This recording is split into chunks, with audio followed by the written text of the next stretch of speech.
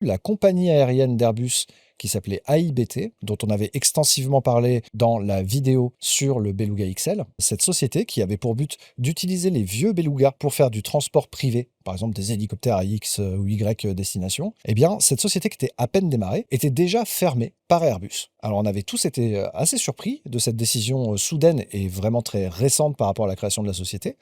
J'ai contacté Airbus et j'ai eu des réponses. C'est pas qu'il n'y a pas de marché pour continuer, c'est surtout qu'il y avait des problèmes opérationnels. Ce qu'il faut comprendre, c'est que le Beluga ST, son pont de chargement est très haut, contrairement à sa concurrence, qui est globalement les Antonov, qui eux ont un pont de chargement qui est quasiment au niveau du sol, ce qui fait qu'ils ont une rampe. C'est pareil sur la 400M, sur le C-17, sur tous ces avions de transport. Le Beluga, c'est différent puisque le pont de chargement du Beluga est au-dessus du cockpit, au-dessus de tout en fait, ce qui fait que pour décharger, soit vous faites comme au Kennedy Space Center, vous utilisez des grues ou des espèces d'échafaudage mobile pour faire glisser la cargaison en dehors de l'avion, soit vous avez, comme dans les firmes d'Airbus, un espèce de pont suspendu sur lequel l'avion vient se coller pour faire glisser le chargement en dehors. Mais du coup, au niveau du sol, c'est pas possible, sans manutention spécialisée. Ça, c'est un gros problème pour des clients. Parce que, par exemple, à Hong Kong, ils n'ont pas ce système d'Airbus pour lever et descendre le chargement.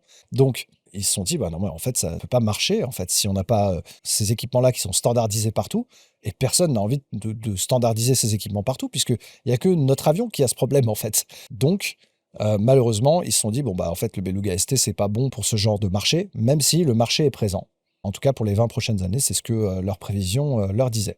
Donc, ils ont décidé de clore AIBT et les Beluga ST sont renvoyés chez ATI. Alors, ATI, c'est l'entreprise qui, historiquement, gérait les Beluga ST, mais qui actuellement gère les Beluga XL pour le transport de pièces d'Airbus entre les usines.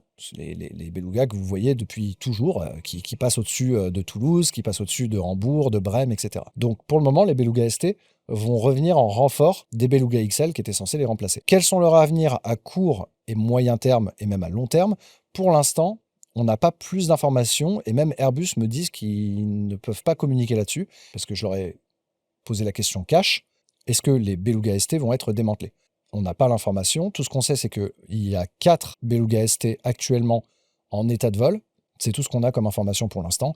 Peut-être qu'un jour on aura un follow-up, et je serai ravi de les ajouter sur un podcast, mais pour l'instant on n'a pas plus d'informations que ça. En tout cas, les Beluga ST sont toujours vivants, et c'est ce qu'on peut espérer pour la suite, que ce soit en vol ou dans des musées, mais encore une fois, je refais mon appel. J'espère qu'on ne va pas les démanteler.